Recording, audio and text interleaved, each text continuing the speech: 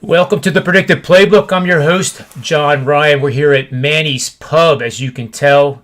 This is the end of the day show where buddies get together, good friends, exchange information, not just about sports, but sports betting, sports strategies. We even get into topics that is only seen in the Wall Street Journal sometimes. And of course, with the market going down the way it did today, I did post several tweets. I think I have Las Vegas Chris pretty excited about a term. It's another financial term, Tony and Rob. It's called inflation. Inflation. You never catch a falling inflation. Well, I don't have a line. I don't have a comeback for that one. yeah, of any type. Well, make a long story short, I do think Bitcoin is going to get slammed short term, like in the next 7 days, along with the S&P 500. But that does not mean that I don't think Bitcoin's going to possibly trade 80, 90, 100,000.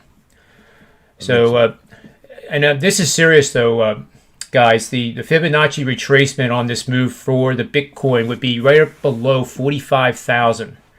So I have no idea whether we get to that level, but I would have to think at this point, in my opinion, and that's the caveat. My opinion is just one man's thought, that if we get close to that 45 level, we're going to get a lot of buying taking place no matter what headlines are in the news. So that might be a place to kind of put in the back of your head just in case we do tank that far.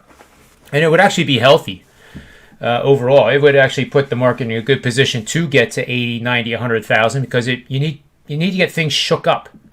You can't just keep going straight up and everybody's bullish, and just like you can't keep betting on the Utah Jazz when they won 15 in a row, or the New York Knicks. Now we're seeing a similar thing. The Knicks are going through a little consolidation, if you will, and we saw what happened to the Jazz. So the market can overreact, and when I say the market, it's not the Vegas guys, it's us, the betting public. And we all have a factor in that. The Vegas guys are just pricing where they think we are. But anyway, welcome to the show, guys. Tony Finn, you won your 5% top-rated play on the Arizona Diamondbacks last night. Rob Vino, you get to the point with Rob Vino in the NBA, you think that he's due for a correction, but he was 3-1 again last night. So if you guys in the chat room haven't caught on, these are two of the best guys. You can actually make the claim in the world, and you're not making a mistake by going over to wagertalk.com and getting their subscriptions.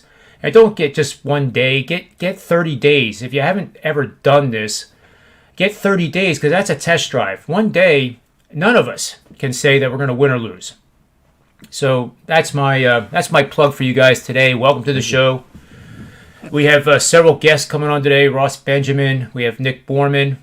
And not sure about Kevin Broadus, but maybe stuck in traffic or something. But if I get him in the studio, he'll be on again, or he'll be on at 4:45. So I'll be quiet now. Welcome to the show. Good afternoon, John. Same to you, Rob. Afternoon, gentlemen. Wow, Well, it's good afternoon too. No. I should have said good. I should have said good. Good. I thought for sure he was going to say something in Latin. I didn't think about that. I'll come up with something later on. You got to do your Latin word of the day, man. And I guarantee you will do well on your SAT test if you do one Latin word a day. I have a story now. You had to bring it up, didn't you? The story is this. When No. I had my SAT test, this is what I did. I was out the night before, and the group of us boys, we were out hard. And we were late. And So studying. So what I did, this is what I did. I showed up for the ACT, and I did my math. I was always adept at math, and I could see just enough and read just enough of the ACT that morning that I did well in my math. The rest of them, multiple choices, I guessed. And if I told you what I did on my ACT, they would probably use me as a test sample saying, hold it, there's no way that the guy could just guess and do as well and pass. Let's put it this way. I'm not going to say anything other than it got me into State University which isn't saying much. It got me into the state university, which I don't think they turn anyone down at that point in time. They do now, but I had to throw it in because kids, it's not the way to show up for your ACT. Well, my daughter, who's getting her doctorate, which I know surprises everyone listening to the show, saying Finn has a daughter that's alive and is going to get a doctorate. Well, she's a smart one. She got it from her mother, and one of the smart man. All of them are smart, really smart. So they're not. I always wonder. I've said it to you guys before. I've made all the mailmen and all the milkmen do DNA tests, but here we go. This is the deal. She believes ACTs. She's one of those school of thought and has petitioned and written many articles to abolish and to basically get rid of that stuff because she believes that they're socially biased, et cetera, you know. So that's culturally biased, should I say. That's remind me to tell my story of taking the achievement test because I did really well in the Russian. And my dad. I'm Russian. You know that, man. I'm first generation. I'm about as How good did you do good on Russian? You know Russian? I was going to save my story, but we got Ross Benjamin waiting to come on and give us some information that people can use to bet. Okay. You can't bet on Russian. Well, we can bet on Putin. I bet you there's something we can bet on.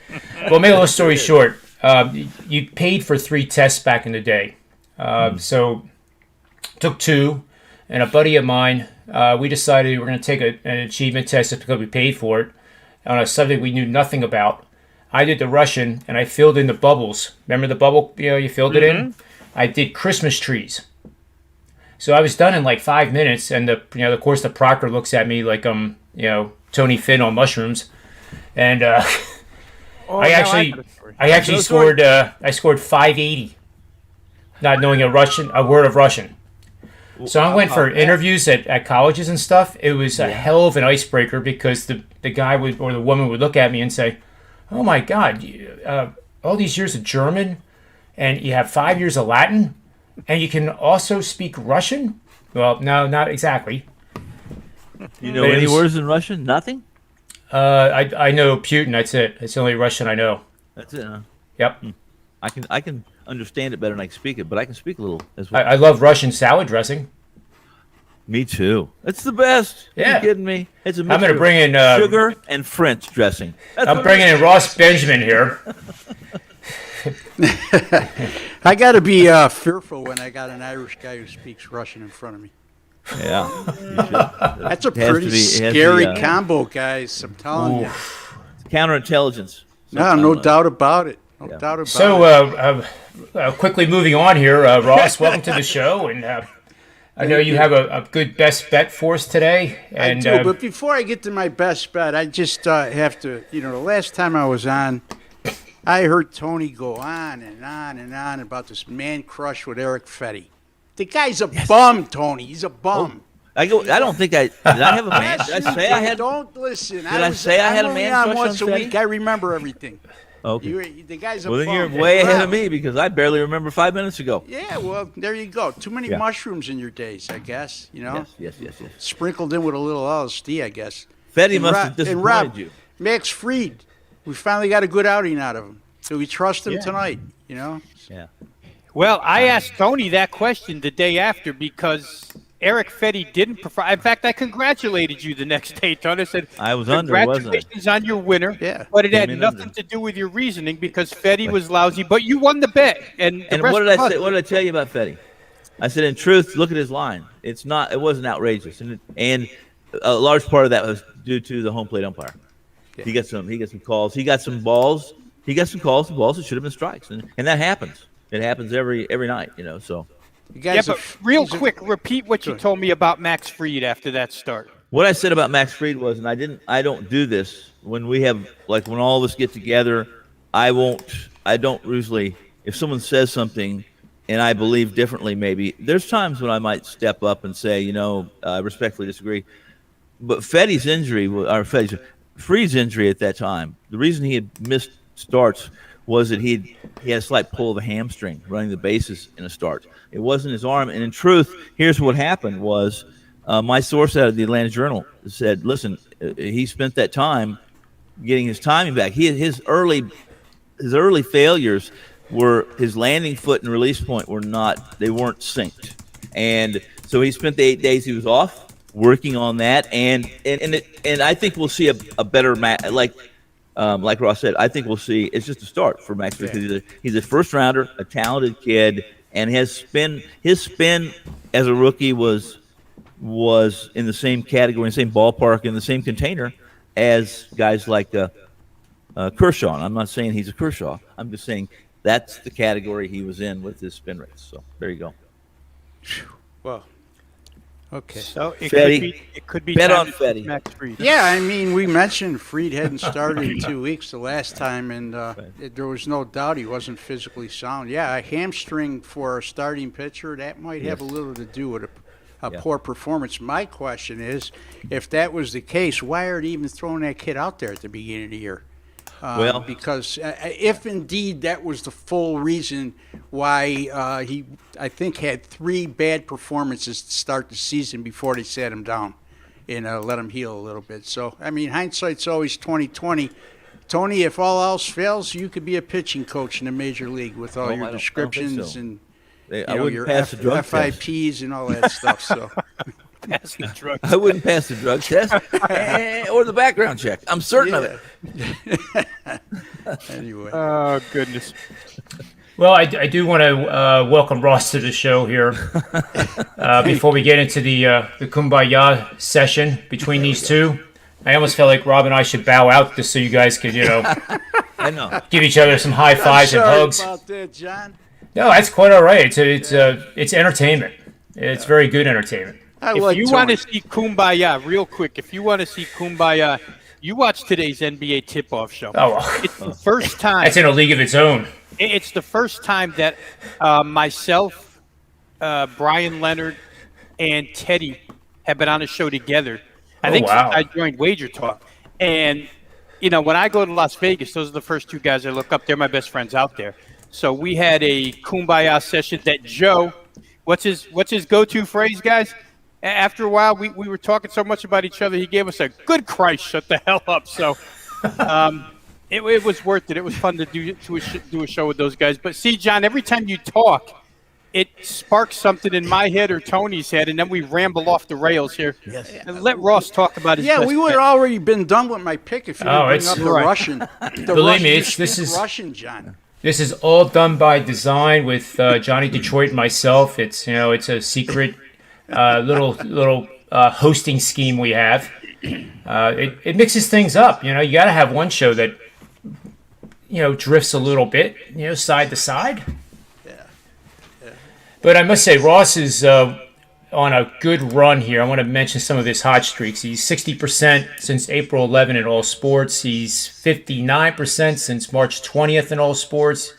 He is 61%, 37-24 record in Major League Baseball. In the NBA, he may pale to Rob Vino, but he's 61%, which is better than most. Mm-hmm. Since April 2nd, 64% since March 16th on 4-unit and 5-unit picks in all sports, and that's outstanding.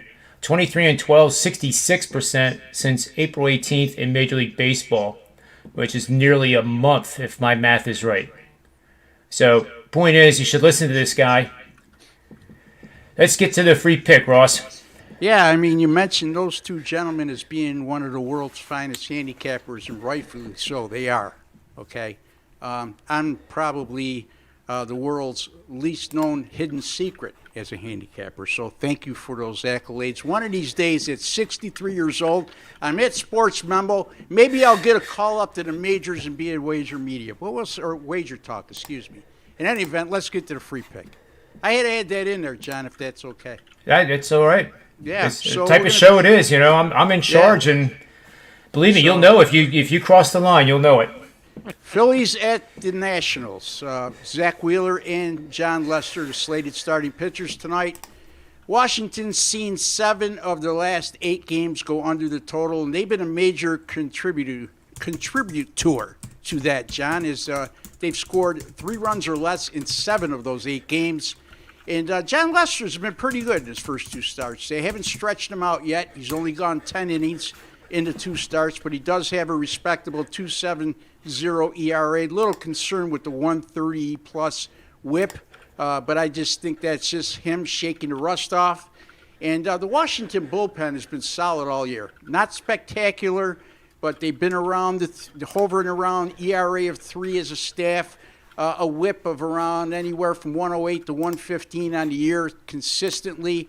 And then they're going to be facing tonight, speaking of hitting problems, they're going to have a hard time tonight because they're going to be facing who I consider one of the top 5 right-handers in the National League right now, Zach Wheeler.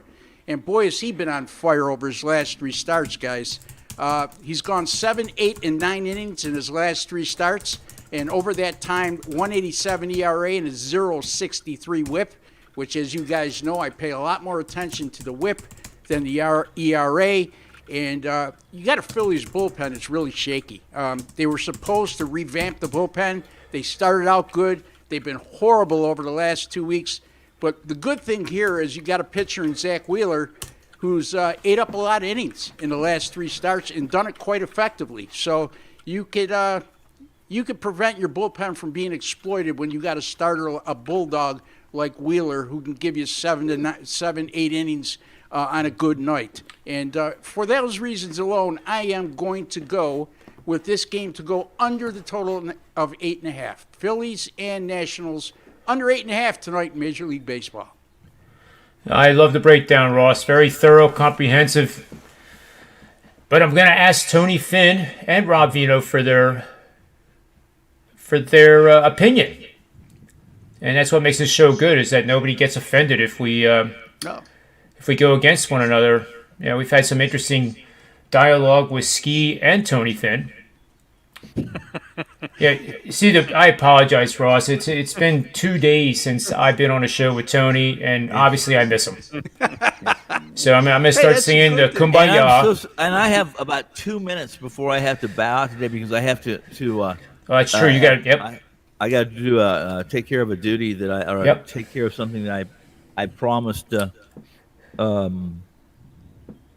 I promised I would take care of, and so I try to do what I say I'm going to do. I succeed most times. I will say real quickly, I'm looking right now at yesterday's schedules or yesterday's results, because to be transparent, I did not look at this game when I saw the pitchers. I also am a fan of Wheeler, but I played against Lester when he came back, when he had his first start. I based it on a couple of things. One was why he was late getting into the game, into the rotation, and it had to do with some stamina issues. And I don't know the name of the virus or the illness or the whatever his ailment was, but he surprised me the first time out. He didn't pitch to what I expected him to pitch to, and I think we talked about it on the show. It was either the first pitch or this show here, one of the two. And his hiccups of throwing to first base, et cetera. But so what I was going to do is I was going to look to see who the umpire was yesterday, or who they had scheduled for today. Maybe it's up on there. Maybe I can find it there. I wanted to know what the rotation was. Who was the home plate umpire yesterday, which would tell me, and who was the first base umpire, and it would tell me who the home plate umpire would be tonight. And what I'm saying is, if it's Nick Marley, and that's what they have listed on one of the sites I use to reference home plate umpires, I would say this: he's a newbie. He's a guy that, if you look at he has less than 60 assignments behind home plate in his career. If I'm not mistaken, he has one of the highest K rates of all the newbies. Right, it's over 24%, which is pretty unusual considering Major League Baseball's your veterans will have an average of about 20%, 20.5%. Again, this is a small sample size. So if he performs with the vest on tonight and calls 25% of the pitches strikes, I like Ross's play. Yeah, I got him as well. Nick Marley behind home plate. 3-1 to the under this year. A real homer, since in his career, 36-17, the home teams are with him calling balls and strikes. I don't know if that's coincidental or there's something to that. Well, it's a pretty small sample size. We'll It's know a when fact. it's about 300 starts, back there. Yeah. So, yeah. Well, Tony, I know you have to get going. I don't want you to miss this appointment. Okay. I'm not going to give you my full breakdown, but who I like tonight, there's a couple reasons I like. And you would want to check for several reasons. I put something out on Twitter today. I don't know if you guys read my tweet about today's Rubik Cube. And that was that the Tigers are slashing versus left-handers 178, 242, and 243. That is historically bad. You know what I'm saying? I mean, not just bad, historically bad. That your slugging percentage is 243. And I know it's only been 35 games. Okay. Let's move on to the Royals slashing versus right-handed pitchers in the last 7 games. And they've gotten, from a hot start, they've really tailed off in the last, actually 15 to 20 games. But in the last 7, they're slashing 204, 290, and 278. Now, while that's just the last 7 games, you just don't see it, guys. You don't see a slugging percentage less than an on-base percentage. And you rarely see an on-base percentage that's 278. I mean, that's just bad. The temperature is about 60 degrees at first pitch. The light crosswind 5 miles an hour at Comerico, which is pitcher friendly at its hottest. It's pitcher friendly. And then I looked and saw the home plate umpire, which was Dan Bellino.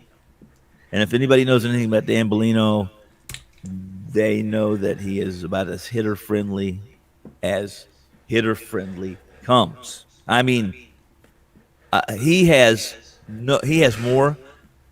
called more strikes down the middle of the plate. I have video of it. I'd love to show you guys someday. We'll put it on the air here. But down the middle, where the batter is walking to the dugout because he watched the third strike go by him, and he never heard strike 3, and he looks back and sees that Bellino's looking at him, and he walks back in the batter box. That's how bad it is. Bellino, hitter friendly. So I looked at unders. When you see those kind of slashing lines between two offenses, your pupils get big, and you think, this is free money. This is damn free money. Until I saw Bellino.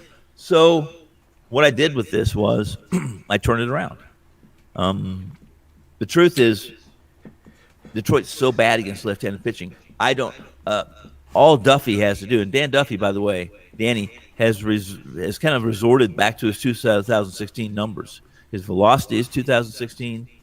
His pitch his arsenal is about the same as 2016 as far as percentages go, and that was his best season ever. It was the year after the World Series when the Royals won the 2015 series. He was the ace of that staff because they had let some guys went away. Cueto, a lot of guys went away. He knows this. He's a sharp guy too. He knows all he has to throw strikes to Detroit, and he's probably going to win. So, unfortunately, I thought the number was a little high at $145, $150 on Kansas City and Duffy, but they are now my free play. It's Kansas City, Duffy minus $1.50 at Comerico, but against the arguably right now, if things were all things equal, guys, and remain constant or equal to what they are right now at game 162, there would never have been an offense against left-handed pitching, offense really, period, guys, as bad as this 2021 Detroit Tigers. That's awesome. With that, I'm signing off, and I wish you guys the best of luck tonight. I'm off to save the world. That a boy, Tone. Thanks. Take care, Tony. See you guys. Take care, buddy. Good luck. See you, Tony. Okay, Thanks. I got to figure out. Shut me down because I can't see my link where I shut myself down here. All right. How do I shut you down? There you go. Nick Borman is in the house. First time on the show. Welcome to the show, Nick. You got a good dose of what this show's all about already. And I'm going to show this to you guys, and then Tony can see it later. But I want to start a segment on this show because Tony's from Lawrence, Kansas. And Tony is such a likable man, and I think everybody should really get to know Tony and his roots. And I've come up with a little 30-second to like 60-second segment, and I haven't thought of the title yet, but A Day with Tony or something. But slide number 1 was this today, and I think it might be good for us to know the answers to these things. So, which 5 cities are in Kansas? Who better would know that than him? Right? I don't know the answer to it. I think Wichita is. I know Augusta is because he said it on the show. So Topeka is, Dodge City is, and Salina is. There's your 5. Nailed it. Oh, he's Kansas City guy, right? Right, Rob? Yeah, outside of Kansas City, from what I can gather, Tony kind of wanders across the state a little bit in his. He's got some travels, to say the least. But yeah, I would guess. I can't get straight because Kelly is from Kansas as well. They're both K-State alum. I think Kelly. I'm not sure. I get the 2 mixed up, but I think Tony is outside Kansas City. I'm learning a little bit about it because my youngest son's fiance is from Kansas City, but the other side of the border, Missouri, and that border war's something. You see sometimes on the show, John, I can poke Tony Finn the wrong way with some Missouri Kansas jokes. Oh, and I'm kind of feeling that fire. I think a little bit to be totally transparent, but. The next slide would have been, I'll save that for tomorrow. It's like this. What is the state flower? Anything that is official state logo.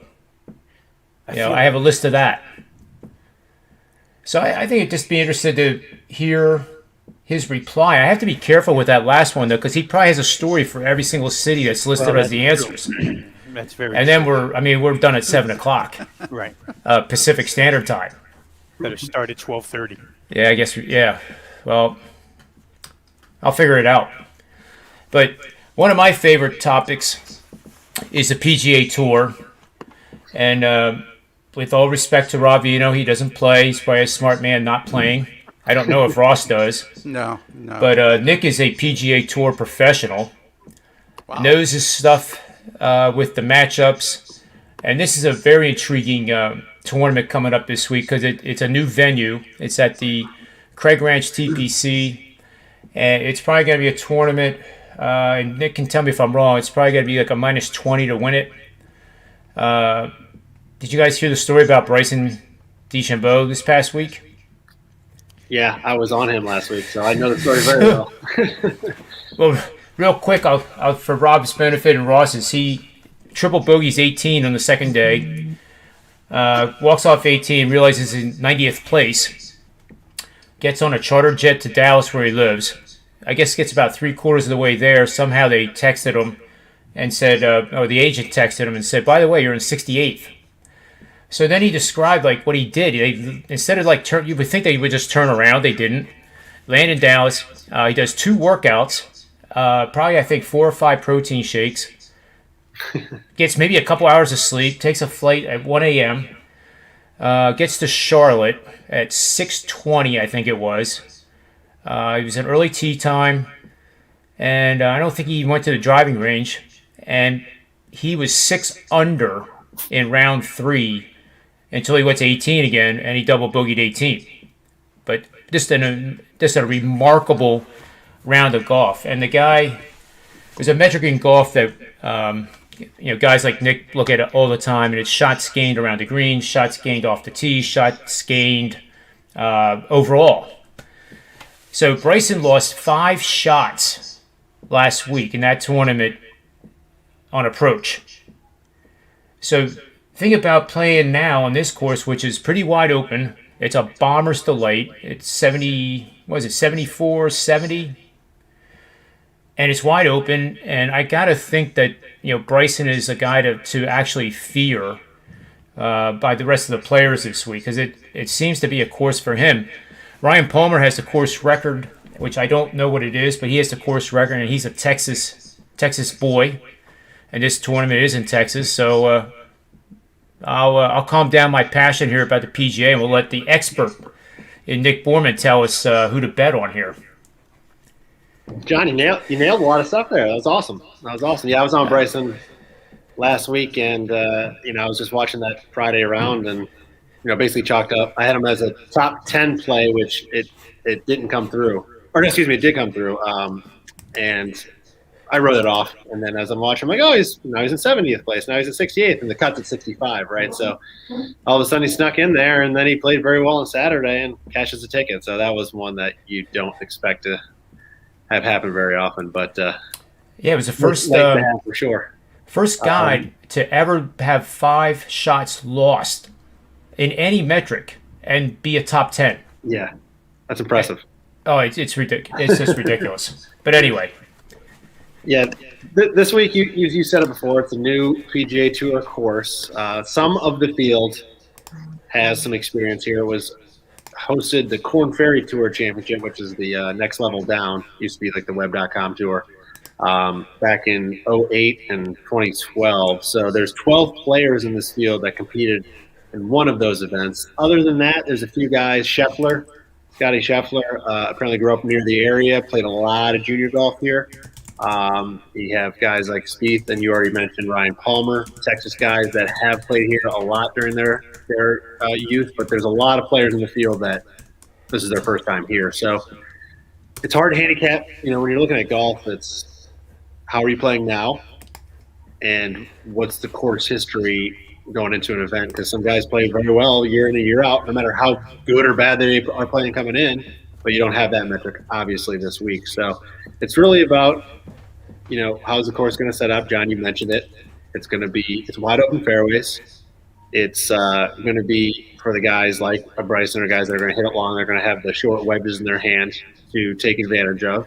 So they definitely have a advantage here. You're right, 20 under is probably going to win this thing. Very rarely will you see a tough course the week before a major. We have the PGA Championship next week because guys don't want to get beat up. They want something to build their confidence and get their game hot, if you will, before they head in there. And, of course, then you have a lot of guys not, big names not play this week. So if you look at the odds board, you have the top 10 on the odds board are names everybody's heard of, and they're 25 to 1 or under, and then it drops off really quickly. You got guys quickly down into the 50s to 70 to a ton of guys over 100 to 1, and it's hard in these weaker fields to look down the list that far, but more than likely you can get winners. These are the type of fields where you get winners down the list with only a few big names, and you get a Bryson or a John Rahm who are less than 10 to 1 to win the tournament. For me, they're not guys I like to back, as far as outright type of plays. One guy, I did a free preview. I'll throw one name out there for you to start. Did a free preview on Twitter video for Will Zalatoris. If you don't know his name, he's a young guy, rookie on tour. He's been fantastic. He did miss the cut last week, but that's only his second missed cut in 17 starts this year. He's got 11 top 25 finishes, including 6 top 10s. And he has really strong finishes at some of the toughest courses with some of the best fields out there. He was tied for 7th Farmers, tied for 10th at the Arnold Palmer, 21st at the Players, 15th at the Genesis. He's a guy that's going to win. It's not a matter of if, it's a matter of when. And it's probably coming sooner rather than later, like Morikawa, Hovland, 2 really young, good players that won and have won multiple times now. And you want to get the guys before they win, and their odds start to drop on a weekly basis. Now, Zalatoris, the odds makers aren't dumb. He's not a guy they're laying out there at 50 to 1 or longer because they see the skill and they know that this guy's going to win. So right now, he's at 30 to 1, and he's kind of one of my guys I got circled this week that I'm playing. He's number 4 on tour. You mentioned the strokes gained metrics. He's number 4 on tour in strokes gained approach. So that's your iron game. Number 8. Strokes gained tee to green, so that's everything, off the tee, approach, and around the green, all combined. 18th in greens and regulation, and 10th in scoring average, while also quietly ranking number 20 in distance off the tee. So he doesn't get a lot of notoriety for distance, but he's going to be a guy that's going to hit it far and have some short clubs going in this week. So he's a guy I like as an outright play this week is Will Zalatoris. So hopefully Rob and Ross, who aren't golfing, maybe they want to get a little action in golf. Golf's a fun sport to bet. It's not like you got 3-hour game or 2-hour game, whatever it is, and it's going to be over real quick. It's 4 days of all right. Agony. I'm gonna go get something to eat. I'm gonna go take a dump. I'm gonna come back and tomorrow and see what's happening. And it's a different way to bet, but and you can have bad days. One bad day doesn't kill you. A lot of times it can hurt pretty bad, but you can come back. So it's a different animal as far as betting goes, but certainly fun.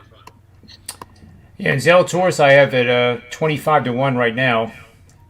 What do you think of Jordan Spieth? I mean, the best comeback story in a while. The guy fell off a cliff for 2 years, which is unfortunate. I mean, he was the next star. He was the guy that was supposed to replace Tiger Woods, right? Young American, good-looking kid. Had everything you'd want from a PGA Tour and an advertising standpoint. And after he had several wins, his driver game went to shit. His putter was always what led him to victories, and that fell off. And finally, about 2 months ago or so, 3 months ago, he started coming back. And of course, he got the win about 6 weeks ago now. And it was not out of nowhere. He had like 3 straight top 10s leading up to that. You could see it coming, and it's good for golf. It's great for him. I'm not on him this week. It's just I might look at him. I haven't figured out if I'm going to play him in a matchup yet. But as far as like an outright or a leaderboard play, there's certain guys that once their odds get too short, he's 10-1. Maybe you can find him 11-1. I just tend to kind of avoid those. I don't think it's a great return when you're betting the outright market in golf. So I do like him. I figure he's going to play well. I can't see him not playing well, but I just not bettable for me at least this week. The defending champion is actually from 2019, I think, and he's also a member at this club. And I can't pronounce his name, unfortunately, but I'm sure you know who I'm talking about. And I had heard that he is actually like 300-1 because his metrics are just god awful, and there's a reason why he's 300-1. But he's a member at this course, and he's defending champ. Sung Kang? Yes, that's it. Yeah, he's not on my radar. Does he even still play? He's playing this week? Is that what you're telling me? Yeah, he's listed as. I'm trying to find him here on MGM, but I've learned that he's a member at that club of Craig's Ranch. That's interesting. I think you can get 8 or 9-1 as a top 20. That would be the way I'd play him. I doubt he's going to pull through. But if you're going to get anything, maybe he has a hot week and he's up there, with a decent leaderboard finish, top 20, something like that. 8-1. Listen, the top 20 is not that uncommon for guys that are like long odds, and it's a good way to play those guys because 8-1 is still good on your money. Yep. Yeah, it's real good for top 20. Mm-hmm. So in terms of any matchups, head-to-heads as they call it, do you like any of those? Yeah, of course. I mean, matchups, honestly, listen, outrights are fun to play. It's great to say I won somebody that just paid me 50-1, but you're going to lose a lot of them before you're going to win one, let's be honest, right? So matchups is if you're going to bet golf is where to go. One guy versus another guy, who's going to play better over 4 days or sometimes 2 days, right, if they miss a cut. So it's a lot easier to win, a lot more profitable long run. One matchup that I'll start with that I like is fading Matsuyama. Matsuyama's coming off a Masters win, which really seemingly was out of nowhere. If you look at his results leading up to it, he had a couple decent finishes, but he wasn't consistent by any means. I mean, his last top 10 before that Masters win came before the November editions of the Masters. So, I mean, he had played several tournaments, without a solid high top 10 finish. So it was really out of nowhere. Listen, this is his first start since that Masters win, and that alone necessarily isn't a bad thing. It's also Spieth's first start since then, but what has me alarmed is the guy's been all over Japan for the last month, touring around like a national hero, right? I mean, this is the first Japanese player to ever win the Masters, and he has been, I'm sure, anywhere he's gone, been, hoisted up as this, this untouchable guy. So I can't see him coming back here with high expectations, honestly, of himself. I certainly don't have them. To me, this is just an event for him to get focused back and get back into the rhythm of tournament golf before next week's PGA Championship.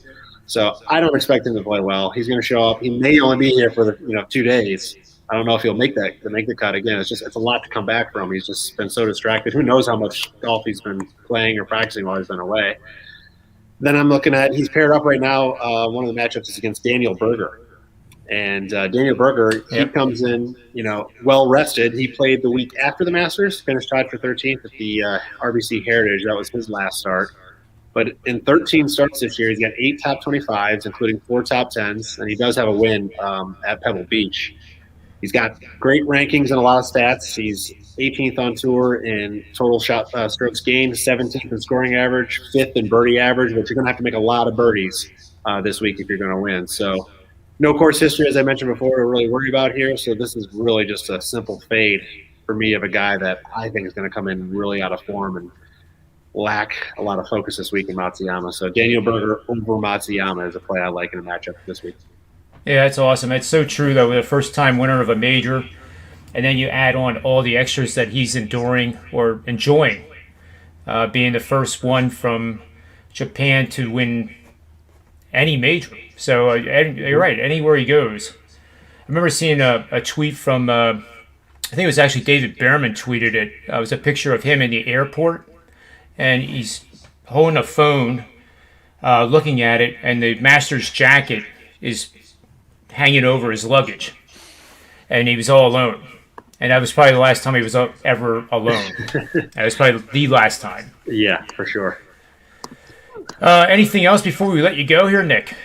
There's when you're looking at this type of event, like I said before, you can find guys that are down the list if you're looking for that long shot winner, or maybe a top 10 play that can pay pretty well. Because again, after those top 10 guys, it really does drop off pretty quickly.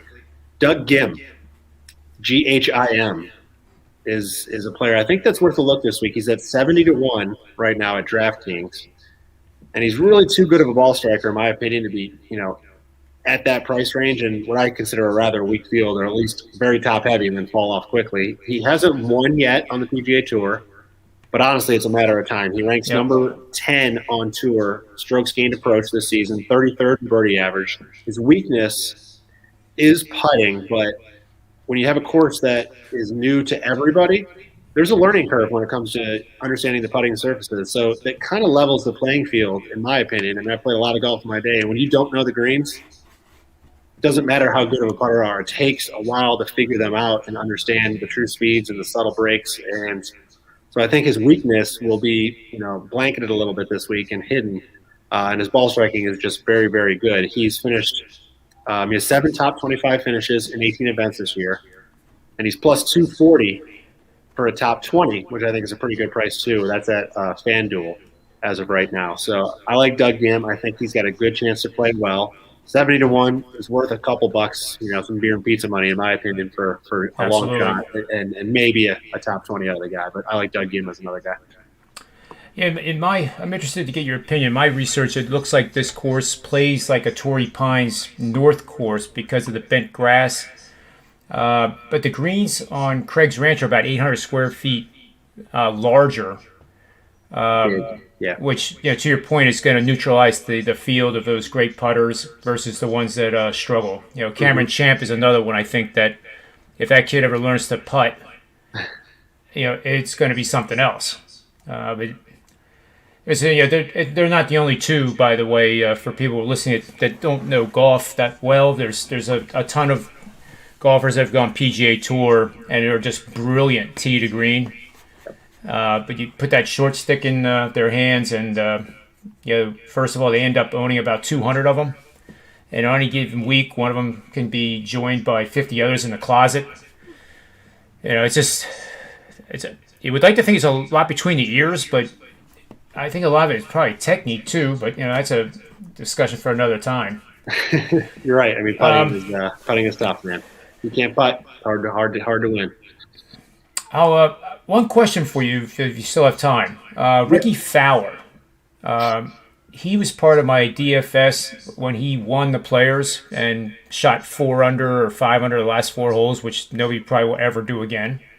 And he's the reason I finished in 18th out of, I guess it was like 170,000 entries. So that was the best, still to this day, the best DFS I ever had. That's awesome. But now you talked about speed flowing off the cliff. This guy's like gone into the abyss. Mm-hmm. And I thought for sure last week he'd at least make the cut. Not even close. And he's playing this week. Do you have any feeling for like when he's going to be, in the buy zone to put on a DFS team or go for a top 20? Unfortunately in my opinion, for Fowler backers, he's still a household name, so he gets priced that way even though he's not playing that way. So it's hard to want to get him on any sort of ticket. Last week I actually took 2 matchups, which I rarely do against one guy. But I took 2 matchups against him and actually played well the first round. I think he shot 100, maybe 200, I can't remember. Then blew up in the second round, missed the cut. So, until you see something from him, it's hard for me to want to back that guy. He's got 1 top 20 this year. 1. That's amazing. He's played 16 events. I mean, I hope he's great for young golfers out there, and I hope that he comes back around and has a resurgence like the Speed's having right now. But until you see something, it's just I can't get my money behind him again, unless he starts to really drop down the price for. But I think he's too big of a name to actually fall that far down the list. Yeah, it's unimaginable. Yeah, look at my 2 cohorts here. Yeah, we talk about PGA and a sophisticated game, Nick, and then now all of a sudden, drool coming out. Yeah, what? Rob, do you know what a 3-iron is? No, but I know that while you were talking, the Lakers line went from 13 down to 10, and the total went from 223 all the way down to 221. So I was trying to figure out if it's Anthony Davis or if it's LeBron James, which it is. I would figure it's Anthony Davis. He means more on the line than LeBron does at this point in time. So maybe that groin issue is enough to keep him on the sidelines tonight. But that's what I was staring at here. I'm just watching the screen go down, down, down, and trying to figure out why. I thought he was looking at the latest golf odds board. I wrote those 2 names. I wrote those 2 names down, by the way, Nick. So I'm going to make a small play on both one. I was impressed with your dialogue there. All right, thanks, Ross. And I definitely could relate to when John said about not having a short game. The reason why I quit golf a long time ago, I could hit the ball, with fairly hit it for distance, but I get around the green, I'm horrible. Yeah. So. Like you said, it's kind of hard to win at the tournament level. It's kind of hard to have fun when you're 3-putting every green, So 100%. Yeah. What's really fun with golf is, if you kind of like have a passion to max everything out that you try to do, and you get involved in these club championships. So that's our version, my version of the PGA Tour. So I'm not anal about counting all my strokes, but my handicap is legit. Like, I'm not a sandbagger, but I'm also not a guy that has a 2 handicap that thinks he's a 2 when you're actually a 7. And the way I relate this to especially the majors, when those guys are over a 5-foot putt, it's like us guys being over a 3-foot putt in the club championship. And it's amazing the guys that are the fraudulent 2 and 3 handicaps that end up coming in the clubhouse bitching and moaning and cursing and course sucked, and what'd you shoot? 90. A 2 handicap shouldn't shoot 90 with one hand tied behind her back, no matter what. But it's the stuff between the ears that really fascinates me about the sport. You truly cannot let anything around you bother you. And with COVID, we saw lower scores across the board. We saw lower scores, and I think it's because the fans were not there. Yeah. And believe it or not, golf is a gentleman's game, but the fans sometimes are not. So you get, guys that don't like certain players, and they have too much of those green, red cups, and it can get ugly. But much to the credit of the commissioner of the PGA and the whole tour, they do a great job of keeping their players out of trouble and out of the limelight, for what that's worth. So. My advice, Ross, is take the game up, get your handicap down to about 17, and then go to the club and just challenge any of those 2-3 handicaps. $20 Nassau, it'll be a good weekend for you. Yeah. It's hard to win when you're a 2 playing a 17. So Zalatoris, Nick. Yeah, it's true. Zalatoris at 25-1. That's your best value. I would take it, right? Yeah, I got him. I took him on Monday evening. He was 30-1. So obviously some money coming out. He's dropping a little bit at 25-1. So no top 20. No, yeah, he's not worth it on the top 20. Just play him to win the tournament, kind of thing. Yeah, I like him to win. Or you could try throw some. I think he's 2-1 at a top 10. Is that what you're saying? Yeah, I think a top 10's worth the play. I think he'll be right there in the mix on Sunday. Very good. Thank you. You got it. Yeah, it's been awesome. You can hang on and listen to baseball and stuff and NBA. Here's what I learned from Nick. Here's what I learned. First of all, don't play Ricky Fowler. 15 events this year, 1 top 20. So stay off of Ricky Fowler. And that shot down your theory of Ricky Fowler, John. That's what I heard. Then, well, I was just asking if it was time to stick him on a DFS team just to have him as one of the 6 guys. I can't pronounce the name, but it had a G in it. There's a guy who belongs to the club where they're playing this event that you threw out there that Nick said maybe could be top 20 worthy. He is defending champ. That was Sung Kang. That was Kang. K-A-N-G. Okay. Doug Gim is who I was referring to with the G. Yeah. He's a guy 70-1 or plus 240 for a top 20. Doug Gim. Yeah, Doug Gim on a top 20, I think is that's very likely. That's probably 65-70% chance of happening. Yeah, I like the Doug Gim play. And then the last time the guy who won the Masters was ever alone was when he was standing in an airport with his jacket hanging over his suitcase. I heard that part. Exactly right. I mean, that all goes into my database, and then I query it. I queried the flight number he was on. It all comes. I mean, immense detail. Wait till we post that angle. Yeah. I learned it all from Tony Finn.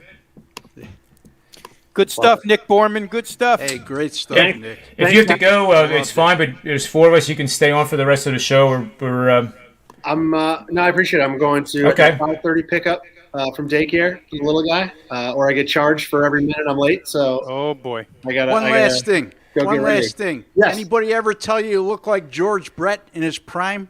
No, that's a great compliment. Take a look at right You're there. I'll from take that all day. PC too. Yeah, I mean, take a look at a picture of George Brett. Oh, I know George very well. Yeah, that's a great compliment. I couldn't figure it out. I said, man, he looks like somebody. He looks like somebody. Yeah. Well, looks like somebody famous. I could have used that. I hope he that looks line like at the bar back in my single day. I would have used that all day long. Hey, George Brett is? Yeah, that's me. That's me. Very nice. And you got pine tar in your hands, and Yeah. That'd be great. Clint Hurdle. They were pretty good with the ladies back then. Well, thanks for listening to my boring golf, Robin.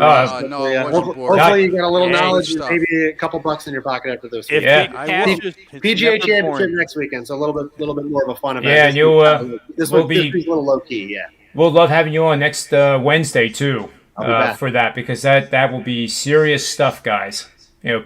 Majors is where I go at it. Yeah, that's fun. Yeah, it is. Sure.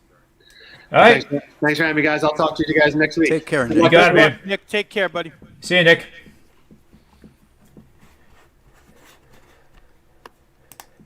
There we go. It was good stuff. Yeah, he's a good guy, isn't he? Yeah. For a golfer? Yeah, a little bit over my head at times. I hope I didn't come across when I was uninterested, but. And I kind of knew that, I look at that stuff just as much as I do the other sports. The difference is that it's one event per week, whereas baseball is every day. Mm-hmm. NBA every day. But the golf is spaced out enough, and I do a lot more work for the majors. Because I guess it's kind of like looking at NBA playoffs. You get into the playoffs now, we're not going to have to worry nearly as much about who's playing. You would think that the Lakers, you're gonna know. It's not going to be a guessing game as much. I hope. Yeah. But that was good, Rob, because I was going to have a quiz tomorrow for you guys, but now I don't have to prepare it. I mean, you answered all the questions perfectly. We can multitask, John, believe me. It's just that when you have one that's right off to your side, and all of a sudden you see all this red out of the corner of your eye, you wonder what's going on, and Sure enough, somebody's out for the Lakers. There's no question. Some massive drops here in both line and Let's total. talk about that game. Sure. Is that when you broke down? Well, you weren't on the Wager Talk NBA, were you? I actually was. I filled in for Tony Mejia today. Oh, that's right. Yep. A last-minute call to the bullpen. He asked, and I said, sure, I'd go on there. So, like I said, I was on with Teddy and Brian. It wasn't one of the ones that they broke down. They didn't choose that one. I think they had San Antonio, Brooklyn. They had New Orleans, Dallas. What else did they have? They had Atlanta and Washington because of the total. And Portland, Utah. That was, I think, Teddy's best bet was Portland on the show. So yeah, he and I have been in agreement with that NBA betting angle of the day a couple times. Well, not more than a couple times. But when I did that line was 2.5, and right. I knew by the time it got to the show it was going to be lower. Maybe I could have put a line in there saying this bet's valid as long as it's not a pick. Yeah, that was Brian's concern, that all the value had been taken out of Portland at this point. I think it was down to 1 when we did the show. It's 1 right now. Yeah, so certainly there's been a lot of Portland money. Yeah, I got him at 2 earlier today as well. That line jumped right out at me. You got a 31-4 home team only laying 2. Now, I know, they lost their top scorer in Donovan Mitchell, and Conley's going to be out tonight as well, but still, that line jumped out at me right away.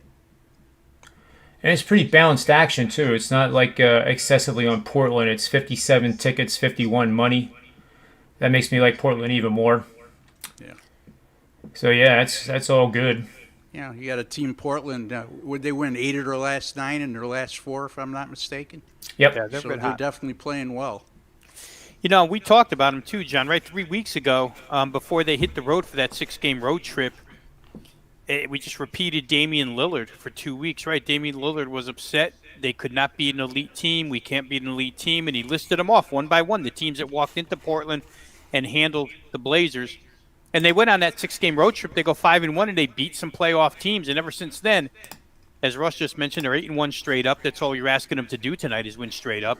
And they have a little bit of confidence that maybe they didn't have before. I think, if you just get into the fundamentals of the player matchups on the floor, Portland, when healthy, which they are now, when they can run Nurkic and Cantor as the 2 centers at Rudy Gobert, it's a big plus that Portland hasn't had but for a handful of times in the last 2.5 years. Nurkic has spent more time on the injured list than any center, except for, I guess, his teammate, Zach Collins, right? Portland's big. We're always on the injured list. But with that advantage now, and, their guards against the Utah guards, which aren't their starting guards, right? Mitchell and Conley out for 8-10 games each now. Portland's got some definite fundamental edges here, and they have a little bit of revenge. I don't really bring that into the NBA equation too much regular season, but they've been beaten by 20-plus points twice by this team. Once was opening day. You could probably throw it in the garbage. And then the second one was a pretty big win by Utah as well. I think 22 or 23 points. There's some reasons to play Portland. I think Teddy pointed out that there's a lot of quotes coming out of Utah that they're a fatigued team. They're a tired team. They just want to get to the playoffs now. And some of that fatigue could be trying to cover for the absence of Donovan Mitchell and Mike Conley for the last day, right? Everybody's got to do a little extra when those two guys are out. But they came up with a 41-point fourth quarter in their last game. So they showed a little bit of stamina in that one. And they're 1 win away from locking up that number 1 seed, which would be real important for the Utah Jazz, right? Play at altitude and have home floor all the way through. But they don't necessarily have to win this one. They've got Oklahoma City either tomorrow night or the night after. And it might be a little easier to go after that one. We'll see. I don't think they'll come out and lay down, but just from a situational standpoint, maybe that adds a little bit to the Portland case. But Portland's battling Dallas for that. They want to stay out of the play-in game, right? I think they're both tied, both play tonight. So it'll be interesting. There's one thing I want to include on the show, but it's in the NHL. But I won't take very long, I promise. But this is a system that no matter what anybody says, is one that you want to remember. And let's see, it's supposed to be May the 12th, my error there. But this is tonight's game, the Kings against the Colorado Avalanche. This system has averaged a 282 underdog. It has a winning record. This is, I call these blackjack betting systems. So akin to the casino game, let's say 22 and 16, that would be 38 hands. You won 22, you lost 16. So if you're betting $100 a hand, you would make 600, right? Aside from the 21s. This betting system, though, is paying you almost 3-1 for every winning hand. Yeah. And I'd rather do the betting system than sit in a casino and play blackjack, because I couldn't help myself. I'd probably start obviously counting, and they would get annoyed, and I'd be given a hoagie and told to leave. So, it's pretty obvious what it is. You're betting against any NHL home favorite of 300 or greater, which sounds like crazy.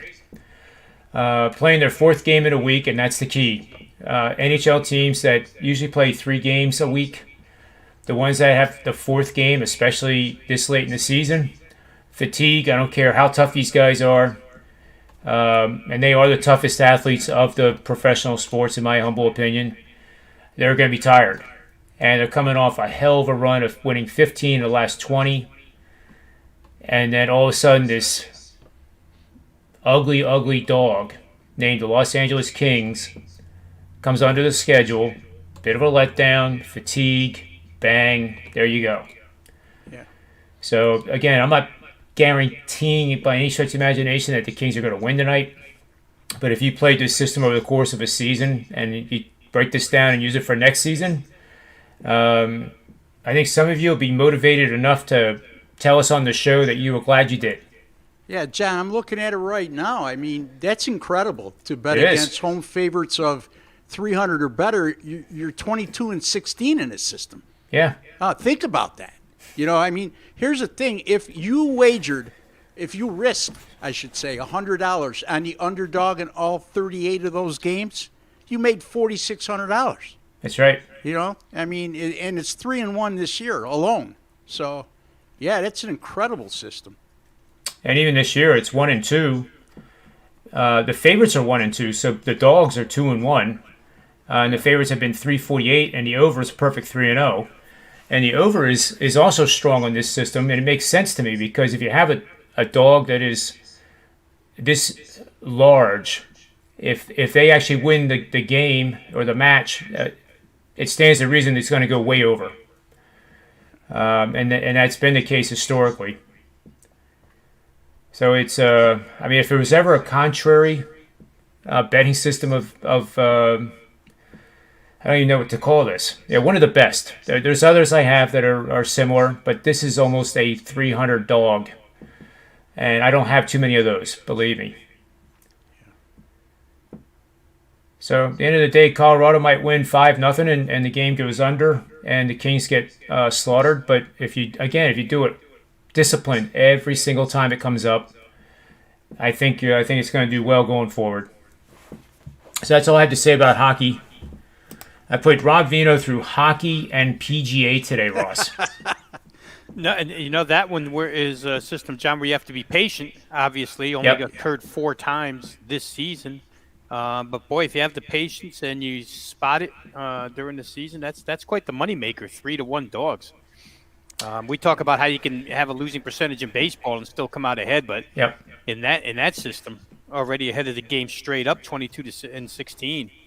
That's pretty strong. There's some in baseball too. Once we get that dates back to 1997, right, John? I mean, it's not like it's something that's just one of those systems come around lately. It's a pretty good sample size when it lasts that long. Yeah, and to both your points, you're getting about 2 plays a year, but this year we've had 4. Yeah. So whether it's 1, 2, 3, or 4. Possibly some years there'll be none, but it seems like there's been more plays recently. Yeah, I think NHL. I'm not an NHL expert by any stretch of the imagination, but it looks like the gap between the really weak teams and the really good teams is wider. Yeah, especially this time of the year. Yep. You know, as we wind down the regular season, I mean, to win 15 or more of your last 20, first of all, that gets you up to about the quarter pole. You know, so and then they have a home favorite of 300 or more. You're not going to see a home favorite of 300 or more early in the year. It's not going to happen. Yep. So, I mean, this goes down to a team that's mathematically eliminated against a team that's really good. And it's never that easy. Yeah, and on paper, can you imagine Grubauer, the goalie for the Avalanche, losing to these guys? No. No. You know, it's like Garrett Cole going up against the Detroit Tigers. With all due respect to the Tigers, I mean that would be probably minus 300. Oh yeah. Yeah, so let me ask real quick, John. Unlike NBA, then, do NHL teams at the end, did they not tank? I mean, the huge dog you would think is tanking for better draft position, which they do in the NBA, but does that not exist in the NHL? I don't know the answer to that. Again, I would have to defer to an expert, but I would say no. Being from Rochester, New York, and being a big hockey guy, hockey town here, I saw this happen with the Buffalo Sabres a couple of years ago when they were tanking, hopefully to get Connor McDavid. They ended up with Jack Eichel. Still not a bad prize. But as we know, Connor McDavid right now, unequivocally the best player in the world. I would say it's not similar to any other sport, John, because if you have the worst record in the NFL, if you have actually the NBA is pretty similar too. I mean, if you have the worst record in the NHL, you're getting the number one overall pick. This is a lottery. It's similar to the NBA, which I don't understand. I just don't get, if you're the worst team in the league, why don't you get the first pick? But to answer your question, John, Rob, I've seen it happen before, close to home here. But at the end of the day, when you get to this time of year, the separation is so big between the top teams and teams that have been out of it for a month or so. It's just a matter of they're not playing for anything, you know. So I hope that answers your question a little bit. Yeah, because I just wonder if it hinders the system tonight, if the huge dog at this point in the season is looking for an extra ping pong ball in the lottery. Why go out and bust it to win as a $3 dog? Is that system more effective earlier in the season? You know, I don't know the answer to it. I'm just thinking through my head. In tonight's instance, would it matter if the lousy team is looking for better draft position and doesn't care about winning? John brought up an example of Garrett Cole against Detroit. I mean, that's a little bit unique to happen this early in the year because Detroit clearly is a horrible team, and Garrett Cole arguably is one of the top two pitchers in baseball. In this particular instance, I would venture to say that out of these, 38 games this applies to, John, since 1997, I would venture to say that probably 35 of these situations, and I'm going out on a limb here, I don't have any proof in front of me, those games probably occurred beyond the three-quarter mark of the season. So I'm actually typing it right now into the database real quick. Yeah, because that would prove the strength of the system, right? I mean, late I can do it by month. $3 dogs that really don't care but still win. You know, we see this battle in the NBA going on right now with four teams with 21 wins each. Right, but the NBA, when they're playing these top teams, like you just alluded to, with the Lakers tonight, that's the tough thing with the NBA at this time of year, and I'd be interested to hear your take on this, John, is why I don't like releasing stuff too early at this time of year, especially when you have a team that's mathematically eliminated and has been for a long time in Houston, and they're playing the Lakers, you know, we thought with LeBron James and Anthony Davis, but now they're both listed as questionable. They don't sit players like the NBA does. In other words, Colorado, it's not customary for an NHL team to be in a situation and say, okay, we're going to give these two guys rest tonight. It's not like the NBA. And even with back-to-back games, they don't do that. So it's a little bit different in that regard. in my opinion, anyway. Yeah, I agree. Well, that would definitely make it different for sure. Yeah. Because these guys are, more worried about load management and stuff than they are about individual games. So, yeah, I mean, it's interesting just to see the point of the season where those games are played. But as you guys were saying, in Major League Baseball, where you just pointed out Garrett Cole, Ross, we do see earlier and earlier, it seems to me, every year. 20 years ago, we would have never seen a $3 favorite the first month of a season. But we see them now off of starting pitching matchups. Those are commonplace. But if NHL $3 favorites don't exist until, beyond the All-Star break, second half of the year, then it's a different story for sure. Yeah. Different story. Well, you want to know the answer?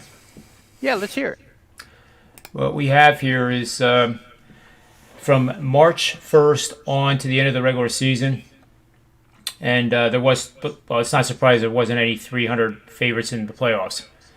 But from March on, it's 6-3 in favor of the dog. ROI is plus 153. Average bet 282. $100 bet on those 9 plays is around $1,800. Yeah. I mean, it's almost going 9-0 on $200 wagers. Right. So you're saying 9 out of those 38 games that we alluded to in that system happened from March 1st on? Yes, and from 2005 on. During the day, I don't have the ability to go back to 1995 because it just the bandwidth just gets destroyed. Yeah. So Rob, everything I just said, forget it.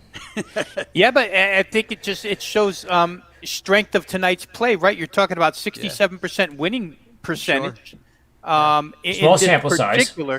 Yeah, I mean, we put it into a small box, but it's still been really successful. So the thought of the team being the $3 dog tanking really doesn't even come into play. Look at the other thing too, Rob and John, is a little bit of weird splits here for LA. I mean, they're 9-19 against the money line at home, but a respectable 12-14 on the road. So that's another little added bonus there to that. They've responded awful well on the road, and a lot of those road games, especially down the stretch, they were a sizable underdog. So good stuff. Yeah, we'll have to see. Like I said, the final score might be Colorado 5-0, but at least we have something here to use for the many seasons to come. Yeah, absolutely. And there's nothing better when you have a big dog and it wins. And I'm not bragging here, but I actually was on the air of a different show during the college football season, and I really liked LSU against Florida. To be honest, I didn't like them enough to say that they were going to win.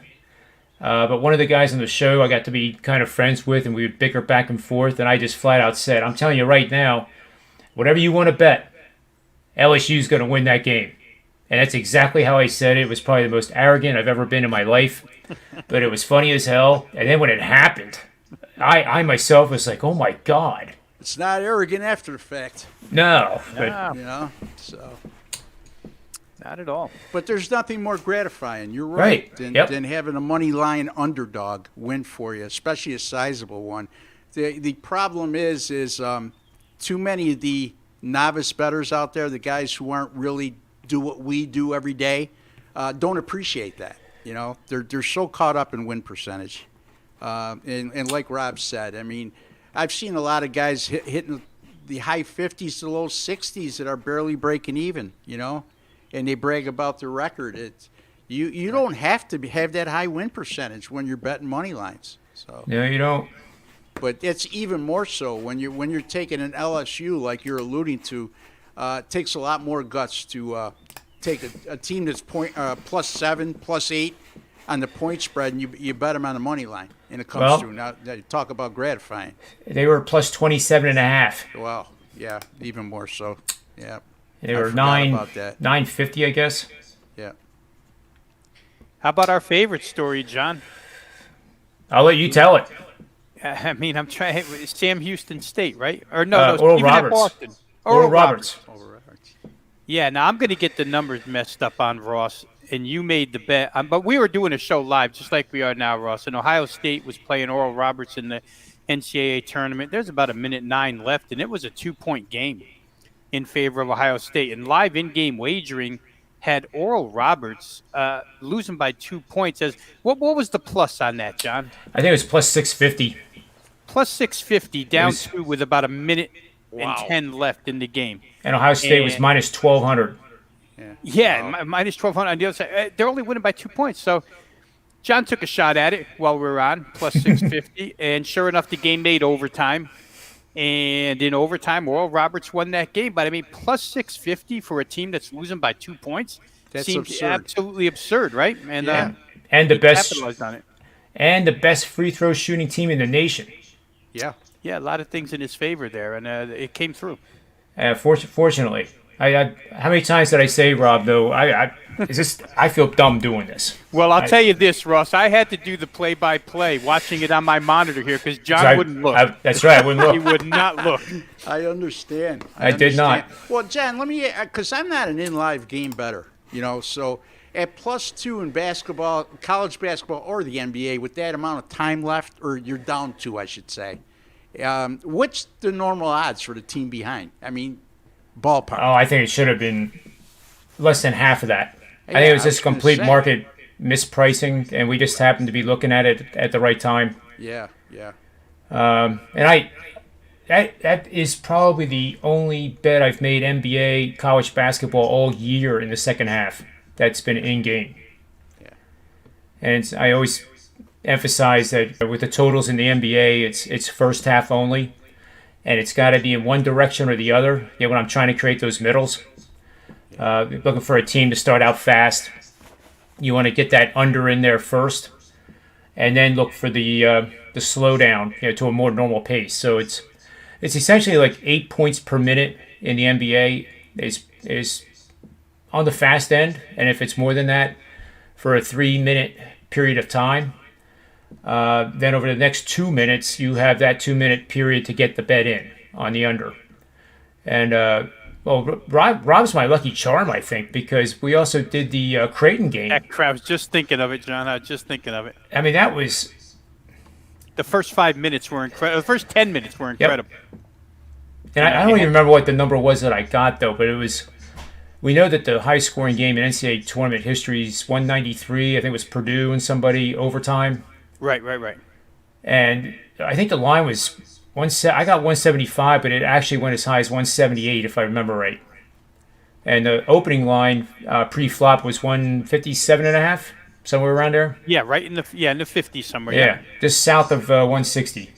Yeah, you remember the Loyola Marymount days, though, right? Oh, that's my favorite team. Yeah, I mean, those totals were, I think you might be, all due respect, John, you might be wrong on that 193. Because I recall them scoring 140 points in a regional semifinal. I forget against who. It was. I think it was if like you look it up, 140 to 110. Yeah, you probably find. I think they played one against Alabama. To Ross's point here, where it was. Let me look that up right now. You are right. In the end, they lost to UNLV that season, but I think they played Alabama, and maybe they might have hit 140. Do you see it, John? I'm going to look it up right now. So, I mean, go ahead, unless, John, you got quick access. No, I think what I did there, to be honest, is that 15-year span. So I suspect that this Loyola game was probably 25 years ago. Yeah, it's 1990, 90. Yeah, so 90.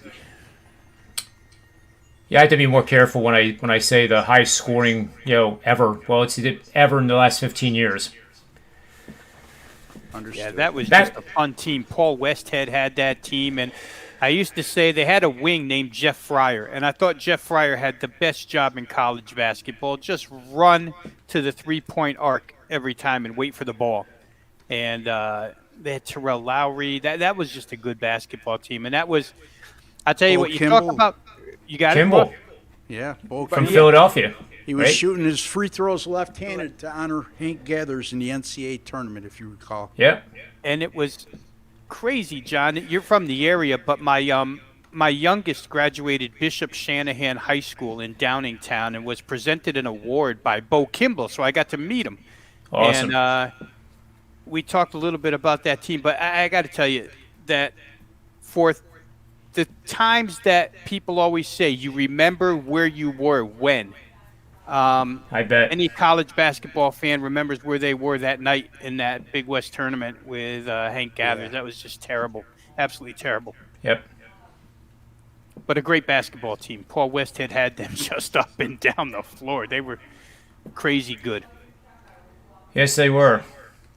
A little ahead of his time because I think that's the head coach that Magic got pushed out of L.A., right? Paul Westhead was That's the right. coach. Yeah. Magic didn't Yeah. like it. Magic pushed him out. That's correct. Yep. And Pat Riley took over after Pat that, Riley if I'm moved not mistaken. in. Yeah. That's how it happens. So, it's that was a good team. I'm pretty sure that they played maybe more than one game over 200 points. Yeah, that was I good can't catch. access that, but I'll have it for you guys the next time, I Yep, promise. that sounds good. Yep. So let's put a bow on this show. This show was pretty good in my opinion. I like that the diversity we bring on here too. We cover Yeah. not just the main, the PGA Tour's mainline sports. I mean, it's just something that doesn't get as covered as much as NBA. I had aspirations to even talk about the first week of the NFL, but we'll definitely cover that tomorrow. Just with the way too early look at week NFL week 1. John, as they say in Russian, niet, which is no, right? See, I just learned something for another thing today because of this show. Yeah. And my Buffalo Bills are not opening the season at Tampa Bay. I'm a little bit disappointed with that. They awarded the Cowboys that game, and we'll see. And who do the Fish play? Miami. They play New England. Yes, 4:00 game, late game, on the first Sunday of the year. So watch out for my Bills this year, buddies. Watch out. I mean, I know they made it to the AFC Championship game last year, so they're not as much of a surprise. What a job Sean McDermott has done. Yeah. I mean, I like to hear it from guys who are from outside my area. But, I mean, 3 out of the first 4 years making the playoffs after, a 21-year drought? And Brandon Beane's an excellent general manager, very underrated. So I'm really looking forward to this year from a fan standpoint. That's one of the most difficult. They're the only team, and I don't know if you guys have ever encountered this. It's tough to have a favorite team or several favorite teams when you do what we do, because then you don't stay objective. So from my standpoint, I eliminate Buffalo right off the board when I start the week. I don't know if have you guys ever been in that situation throughout your careers? Yeah, I am every day because I grew up with favorite teams. I still have them, but I don't mind betting against them. I'll say that. I mean, I've been a Denver Broncos fan my whole life, and I remember a playoff game against the Patriots where I had a huge play on the Patriots in Foxborough, and my youngest son was like, "Why are you rooting against the Broncos? You love the Broncos." But at that point, it doesn't matter. So I can maintain it and stay objective. Hey, Ross, real quick, I mean, while you're rattling off compliments for Buffalo Bills staff, Brian Dable, as the offensive coordinator, has been a godsend for that, and Josh Allen in particular. Boy, when they got him from Alabama, what a playbook he brought to Buffalo. Opened that thing right up. Yeah, and he was only at Alabama for a year. You look at his history, Rob. I believe he was the offensive coordinator at Cleveland at one point, and they were dismal on offense when he was there. So, and then only 1 year at Alabama, and it's like me, you, and John could be the offensive coordinator at Alabama with the talent they get. But at the end of the day, it's from me being a Buffalo Bills standpoint, it was a huge surprise and pleasantly. I think they changed the rule too, where now you can interview an assistant coach that's still alive in the playoffs, because we saw what happened this year. I mean, between him and there was one other coordinator who was right up there in the mix for some openings in the NFL at the season's end, and they missed out because teams wanted to commit so early, and these guys had deep runs in the playoffs. Eric Bieniemy. Oh, right. Yeah, so I believe they changed the rule this year. Now they're going to allow assistant coaches that are still involved in the playoffs to take a head coaching job somewhere else and not have to relinquish their present duties, which I think is a good thing, you know. Yep. So. Yeah, they actually allow it in the college game.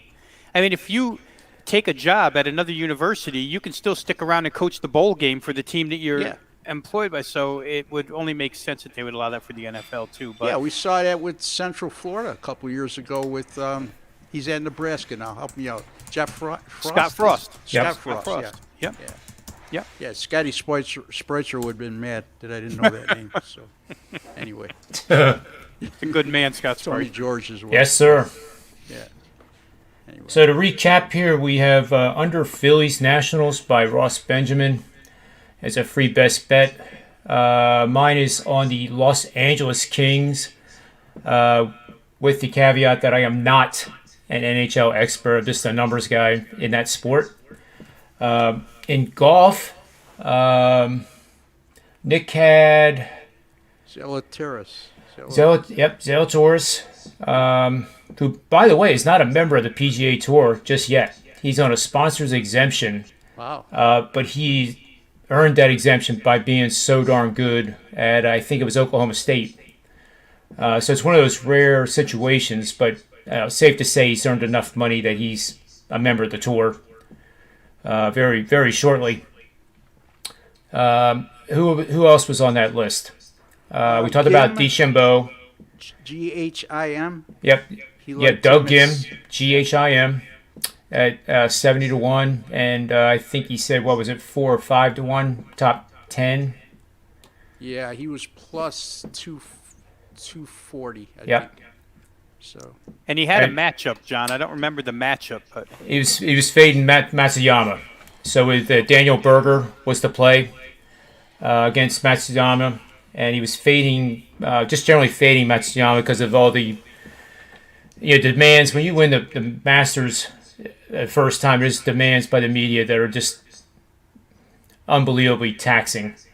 And the fact that he's the first one to ever win a major from Japan, he's a legend and hero in his country. And that adds even more demands to his daily life. So for him to come back, it's probably almost a relief that he's playing golf and getting away from the crowds. Right. As a human being. Did you guys watch the fight last Saturday, by the way? Canelo Alvarez? Yeah. I saw the highlights. I didn't see the fight as it happened. Yeah. It's too bad. That kid was winning the fight up until that point. Got hit with one shot and dislocated an orbital bone in his eye. Right. Stopped the fight. Oh, man. Yeah. Yeah, that's. He was ahead on points. So this Canelo Alvarez, though, he's a bulldog. Really good. Yeah, it's too Thought bad. I'd throw that out there. Did I hit you guys up with a PGA or NHL with that boxing question? Actually, because I don't follow MMA, but I knew that fight was going on. I saw the highlight that night where his eye closed up, really, and they ninth round or something. They stopped the fight. Yeah. Those things happen. Wow, it's crazy. Yeah. I mean, if you have a ticket on the guy, it sucks, I guess. Plus 350 he was on the money line. So. Yeah, you're winning the whole way, and yikes. And then, of course, the young man broke his leg when he was that was last week or the week before. He did one of those kicks into the other guy's leg. The other guy's leg planted, and it just shattered. Yeah. Surprised it. I can't remember his name, but apparently he's going to be okay. But it was kind of an injury, on kind of like the Alex Smith thing. Just really awful and something you don't want to keep watching on replay. Which they did a good job of not doing. All three of us remember the day when. Yes, we all remember that. And how many times did they replay it? Then they zoomed in, and of course we're all sitting there, like we're Romans at the gladiator fights. And you just keep looking at it like, oh my God. Which incident are you referring to? I'm sorry. Lawrence Taylor, Joe Theismann. Oh yeah, Joe Theismann. That was Monday Night Football. Yeah. Beside, yeah. Yeah, that was brutal. Yes, Even it was. LT didn't like the sight of that. Sure. No, you could That tell by night. his reaction right Yeah. off the bat. Yeah. You know. It's crazy. Hey, John, out of curiosity, real quick, just because we've talked about it all week long, I saw that Medina Spirit drew the number 3 host position for the Preakness, allowed to run. So we'll see if we can get a second win out of that horse. Who knows? Yeah, hopefully so. And reminds me, too, we have Marco D'Angelo, one of the 3 co-founders of Wager Talk, coming on the show on Friday, just a one-on-one with me again. I've learned so much about horse racing in the 1 or 2 shows that he's been with me. It's just unimaginable how much I've learned. And it's created a passion. You know, I now study the races. I don't pick it because I like the name or because somebody else bet the other horse. I'm not betting that guy. And I try to narrow it down to a horse that nobody's betting. Yeah, there's actually some science behind it now. And he's been in it since 1986. And yeah, when he talks, you can just tell. I mean, it's kind of a... Yeah, He didn't create a passion. He created a monster. Yeah, that's true. I did a superfecta in the Kentucky Derby. I did a superfecta. And part of the woulda, shoulda, coulda club, if this horse would have got disqualified, which I didn't want, then my superfecta would have won. But what do they say? All tickets are final. All bets are final. It doesn't matter what happens after that, and that's why the racetracks do it, because they go broke. And you can't stay in business and pay 2 winners and 2 shows and 2 places for a race that big. But it's fun, 19 horses, and you do those superfectas with the pyramid, and I mean, I didn't even know that existed. Didn't even know it existed. Like I said, he created a monster, not a passion. Yeah, I can't wait till the show Friday. You guys will have to tune in and come in the chat room and make fun of me or something. Yeah. But Rob, what was your best bet again for tonight? I'll give you one right now because we really didn't get into it. Exactly what I used on the NBA tip-off show. The Brooklyn-San Antonio Spurs game tonight, guys. First half over, 114.5. Brooklyn's on a 7-game run now where their first halves have all gone over. Not just over, but over the 114.5 that we're looking at tonight. So it's not like they scored 109 and got an over. They've been getting up there in the first half. And something I noticed last couple of games, going back to their Denver win where they came back from 20-plus down, and then last night's game, is that it seems as if they call upon themselves in the second half for defense. In the fourth quarter of that Nuggets game, they went out there with a purpose on a defensive end and came back and won the game. And last night against the Bulls, late third quarter, fourth quarter, they came out defensively and put that game away. So it looks like, I don't want to say it's a philosophy that Brooklyn's running with right now, but it seems like the first halves are loose and free. The second halves become more defensive. I'll take a shot with you over here. We're going to see James Harden in all likelihood tonight. And I think we're going to see Kyrie Irving. The facial contusion, I guess, is how they addressed it. It's not a concussion. He cleared concussion protocol. So we might see all 3, the big 3 on the floor here tonight. No Joe Harris for the Nets, but the Spurs, you need 2 teams to make this thing get over, right? And the Spurs are 7-3 over the number in their last 10 first halves. A pretty high-scoring team. Have to be because they have no interior play to speak of. So I'm going to take it. 114.5 seemed a little light. We'll play it over first half, Brooklyn, San Antonio. Awesome. And on that note, thanks to Toasty Sam's 13. Rob Vino is the best in the business. Oh, Toasty Sam, my guy. Don't you love that? That's awesome. Ski Profit. Look at this guy. Why? Ski, I sent you a link. Wants to let us know Kyrie's out. So we'll get Harden and Durant tonight with no Kyrie. It seems like they only play two at a time or 1 at a time, right? The 3 never get together. No. Hey, I've done that round robin too with like which combination is best of 2 of the 3, and essentially Harden should not play. Just saying. Doesn't mean they can't win the game, but if they want to optimize the offense, and maybe they. I always thought that if one of them could come off the bench as a 6th man, and that augments the second unit like you just can't even believe, but they haven't done it. Yeah, well, Kyrie won't facilitate. That's the thing. So James Harden has to be the point guard because Kyrie just can't do it or won't do it. Yeah. Remember he said that they got together and basically Kyrie decided that James Harden needed to be the point guard. So that was the end of that. Yeah.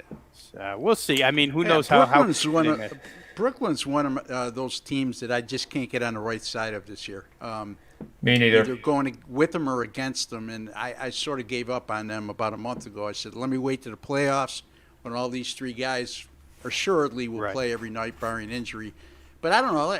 Let me pick you guys' brains. I mean, do you ever have a team like that through the course of the year you just can't seem to get a handle on, and you're on the wrong side, and you just sort of stay away? Yeah, I had it in college football, Ross. I remember being on the show with Drew Martin and Ralph Michaels. And, it was Arkansas State. And I remember. I played in Arkansas State over. And it didn't get there. And it was an incredibly low-scoring game for Arkansas State, and known for their offense. And I came right back with it the next week, Arkansas, like bashing my head against the brick wall. And the third week, it didn't happen. The fourth week, we go on the show, and I said, I'm done. I'm done with Arkansas State overs. And they went out and scored like 58 points that week. So that's always the case. Yeah. But, yeah, I couldn't get on the right side of that team no matter what, as far as totals were concerned last year. It happens. I think the most recent one for me would have been the Philadelphia Eagles. Talk about catching a falling knife. And I may live in the area. I want to see the Eagles do well, but like Ross said, I'm a fan of I'm a sports fan. We're a sports family. We're not crazed by one team. I do have a slight lean, Ross, to the New England Patriots squad, just between you and me. So maybe we can have a. Are you originally from that area? No, Mom bought me a poncho when I was 5 years old to wear to kindergarten when it rained, and it happened to have that beautiful logo of the the 3-point stance. Yep. She bought me another one that had the Dolphins on it too. So unfortunately, I was out of kindergarten and going almost into junior high when they did their undefeated season, so I couldn't fit in it. So I had to stick with the Patriots then. But man, I'll tell you what, going to high school, I was abused because the Patriot team sucked back then. I mean, it was what, 1 in 15 the one year. I mean, it was not a good ride. But I just kind of liked in the Philadelphia region. Okay. But we have family in Boston, so that was another thing. I just love that city. Boston's a great city. I lived there for 2 years. It's got a lot of character. Let me put it that way. And people like to drink in Boston. I don't want to be stereotypical and say there's a high contingent of Irish people in Boston and associate that with drinking, but I think the North Side. I'm not giving out any addresses, but I think the North Side is one of the best places to go. Yeah, a lot of fun, man. And I'm not Irish, and they treat me like I am. I thought you were. See, that was a bad assumption. Ryan's not Irish, huh? Well, it's a long story. Okay, we're at the end of the show, so we won't go there. We'll save that for tomorrow. Yeah. All right, so till tomorrow, we'll have more shows throughout the day, and then 4 o'clock Eastern Standard Time, we'll back here for Manny's Pub, and Tony, Finn, Rob, Vino, the rest of the gang will be determined. It'll be on Twitter for the guests, like I did today. Thank you, Ross, for being on the show. Always a huge addition with your experience and knowledge for this show. Really appreciate that. And I guess that's about it. So for myself, Rob Vino, Ross Benjamin, Nick Borman, the Predictive PlayBook, Sports Memo, WagerTalk.com. May all the wins be yours.